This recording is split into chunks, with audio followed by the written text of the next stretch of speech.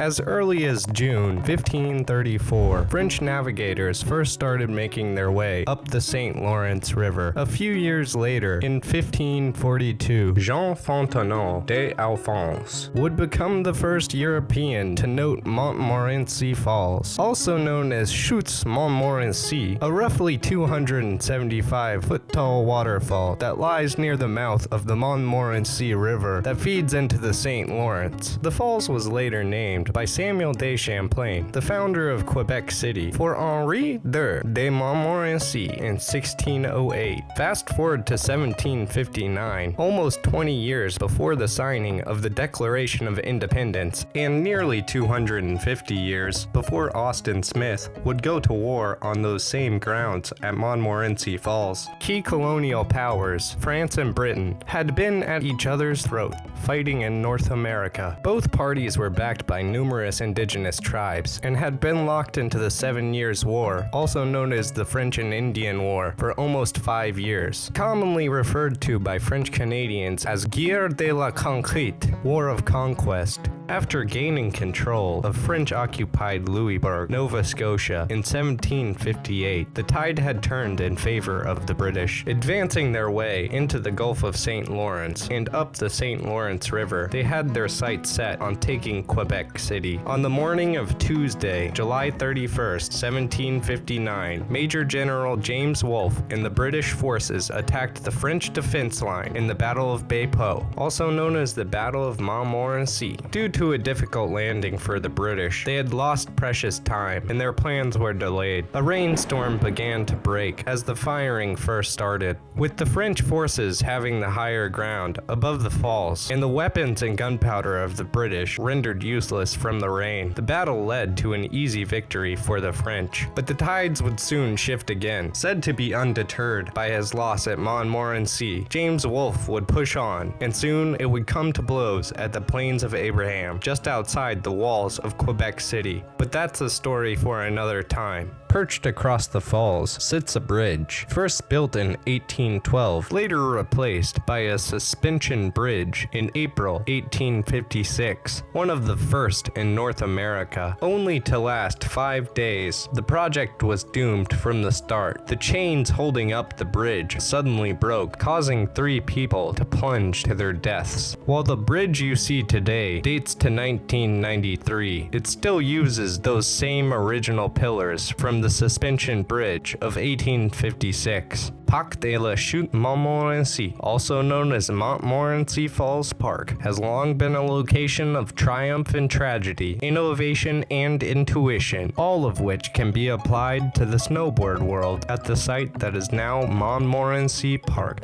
Formed around 3 main spots: Red Ledge, often referred to as Les Roues by French Canadians, Mini Ledge, and the adjacent lying rail to bank. Montmorency Falls Park has a great deal to offer and simultaneously helped usher in a new generation of street snowboard innovation with a steep angled down ledge into an abrupt immediate flat. Red Ledge is a most intimidating spot, from longtime pros and industry legends to up-and-coming amateur snowboarders trying to make their mark on the famed grounds. Red Ledge has become one of the most recognizable spots in street snowboard history. As early as the 2000s, it can be seen in numerous snowboard films. Some of the first pioneers of Ledge Roux being Etienne Gilbert and Guillaume Broche. Shortly following, the Sugar Shack crew burst onto the scene. They then followed up with Sugar Shack 2 and The Bandwagon in 2006. Sugar Shack Productions assisted in marking the start of a new era for street snowboarding, while simultaneously introducing some of us to our favorite French-Canadian snowboarders. In an era where saggy presses and zeeched-out board slides were more than excusable, it was nice to see our friends in the Great White North keep it proper. Just as Jacques Cartier was first to set sail up the St. Lawrence River, Phil Jacques was one of the first from the Sugar Shack crew to grace us with a clip on the infamous Red Ledge. across a bridge from the main ledge, the same bridge that appears in the intro of Jonas Michelot's 2009 Videograss part, the first offering from Videograss, lies the famed mini ledge, also known as Green Ledge, and the rail-to-bank, of which both can be seen utilized in that same video. A frequent visitor to Mini Ledge and legendary French-Canadian Ben Bilocq was nice enough to answer a few questions on his time spent on Green Ledge. I don't know who took us to the ledge the first time, but it definitely wasn't me knowing it was there, but I was super intrigued by its size because it wasn't just a giant monster. It looked a little bit more playful. It wasn't as obvious. It wasn't as like a big statement like the Red Ledge was in previous videos. It just looked like a cool environment. There's just a way that the sun hits the spot in kind of like later in the winter, and it's always sheltered from the wind. Green Ledge is just like the best vibe spot, I think. The Red Ledge, you go there to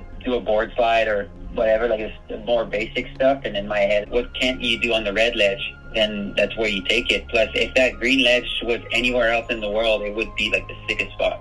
But because it's within proximity of the Red Ledge, people tend to overlook it, which I think is a shame. And that ledge got so slick after a while that you would go there and it would phase grind your board like in a nice way. It would kind of reset your jib board. Your base would be nicer after a session than it was going there. I don't think we made it to the stall, but the following year in bandwagon, I made it like pump up all the way out to stall it. That rail to bank was never something I thought was that rad, to be honest.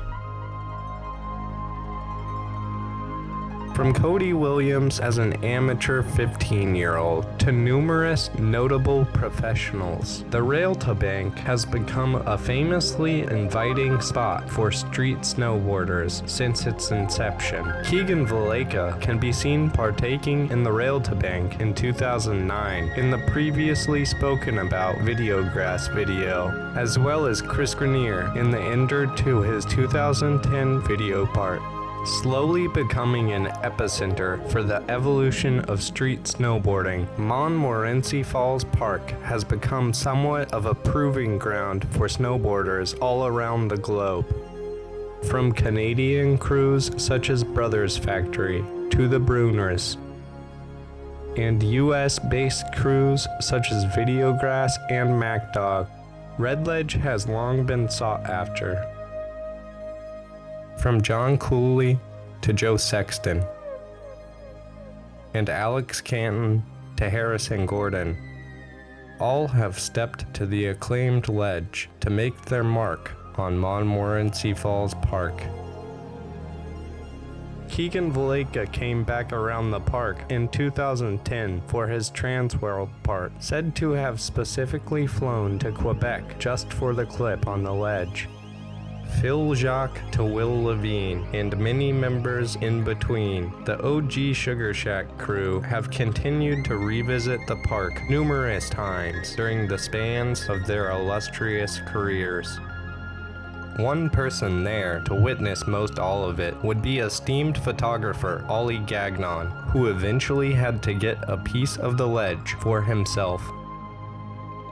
Dope Industries also pulled up on the ledge in 2012 for Dope 3, as well as another notable Canadian and consistent visitor to the park, Jason Dubois, with Johnny Laz for People Films Pretty Wise. Furthermore, Jed Anderson would first make the pilgrimage to Red Ledge in 2012 for Jed in Full, then again in 2019 for Adidas Snowboarding Buzz Cut.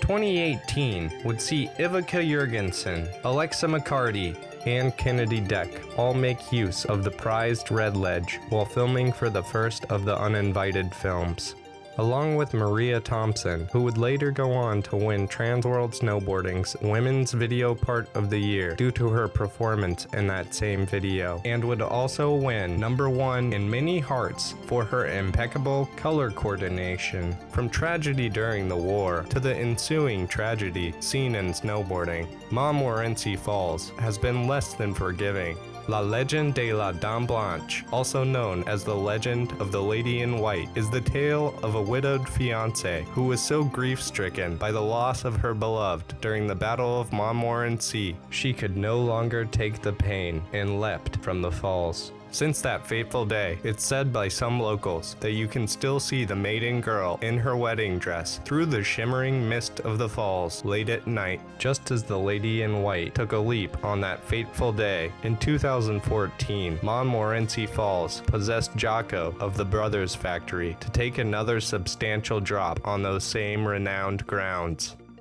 Alan Gerlach, your favorite snowboarder's favorite pro snow skater, contributed to Red Ledge lore with a board slide in 2015 for Ambition Snow Skates Sava. Scotty Vine would grace us with his unique approach to the ledge in 2017 for the video part that ended up being his retirement from professional snowboarding.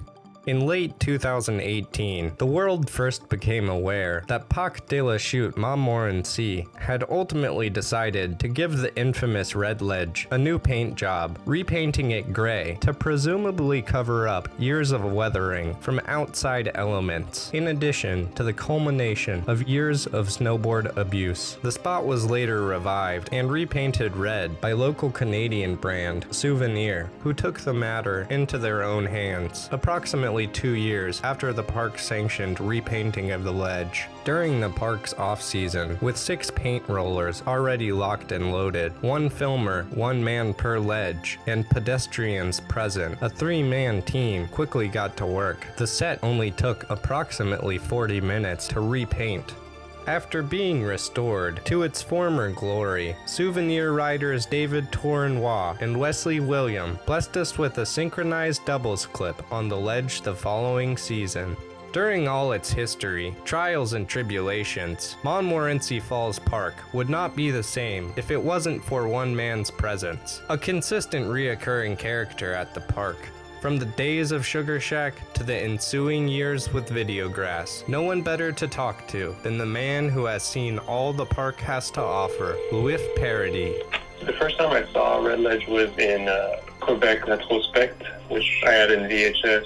Those are weird for me to look back, actually, the board slide, the 50 and board slide switch 50. I think I was just experimenting. I don't know what I was thinking, but I mean, it was a different era too, and maybe I was inspired by something else I was seeing. But I think my favorite one has to be the on board. I feel like I was around the same time as Austin Smith, the same year. You know, it felt cool kind of like going backwards on it. It was really scary going backwards. You lock in your front board and then you look down and you start going really fast, and there's kind of like that wall. You know, you're going straight into a wall, it feels like, because it's so long, that flag's so long, you know. You can't really like just suck it up quick. You have to go through it. Something I really like about Red Ledge, you just have that like little perfect slant of an in-run down to it, you know, which is really cool. You can just kind of like strap in. You don't even need to really put bumps or like a drop in. You can kind of just, you know, clean it up and make it smooth, and then there you go. The thing that sucks about it is it gets so much wind, and like from the, you know, the huge St. Lawrence River, you get so much wind that it gets fully covered, and when you want to hit it, like in the winter, it's usually, you know, a lot of stairs to dig, and it's usually pretty brick. It's funny because sometimes, you know, I know people who have come and wanted to film a trick there, and they get to it, you can barely see the ledge sticking out, and that means it's like days worth of shoveling. Yeah, I mean, I remember we were really hyped. There was like kind of an era where right at the base were the coolest thing ever, and that one was just there, you know, it had been in front of us the whole time, and I think we were already playing with it, but then I remember revisiting it with like some pecker tricks or, you know, some different variations, and it was cool because you knew you could ride it without getting in trouble or anything, and you're just in a park and you're by yourself, you know, you got the rushing waterfall next to it. It's a really cool spot. You know, one thing I think is pretty cool about Red Ledge is that for me it was one of the first real street spots that I saw in the video from like the real, you know, street snowboarding pioneers of Quebec City, and it's pretty amazing that it still gets talked about to this day, and there's still things to be done, and we still talk about like, oh, what could be done on that spot. I don't know, it's still a cool spot for sure, and now that it's painted back in red, it's looking good again. Because gray was pretty sad, I thought. Yeah, and the fact that it's still up to par is quite amazing to me. You know? I saw it like as a Grom, and then I finally went to it, and then years, 20-something years later, we're still talking about it, and people who come to Quebec for a snowboard trip, they want to go see Red Ledge.